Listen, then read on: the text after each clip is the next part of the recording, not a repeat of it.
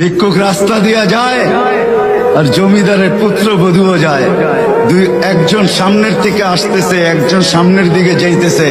দুইজনের ক্রসিং এর সময় ভিক্ষুকের গায়ের কাদা জমিদারের পুত্রবধূর গায়ে লেগে গেছে।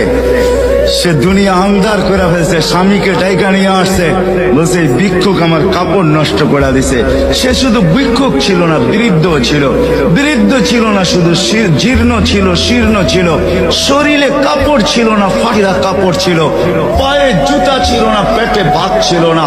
জমিদারের পুত্র সইতে পারে নাই, যৌবনী শক্তি সয় কি কইরা তার স্ত্রীর গায়ে ভিক্ষুকের কাদা।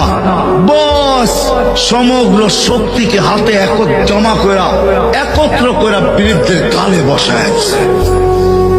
বৃদ্ধ কিচ্ছু বলে নাই, শুধু উপরের দিকে তাকায় দুইটা শব্দ উচ্চারণ করছেন।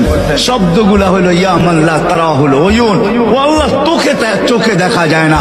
ও তারা কুল্লা শাই, তুই সব দেখিস। ফারা তারা মা বি, তুই কি দেখিস না আমার সাথে কি ঘটতেছে? এটা কি দেখিস না?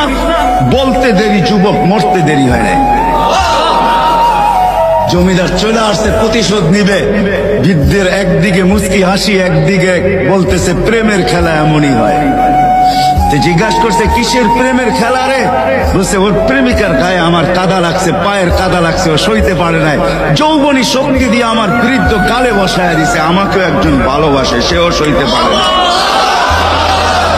সেও সইতে পারে না। ও তো থাপ্পড় দিয়া খেলতো, সে জান নিয়ে নিছে, জান।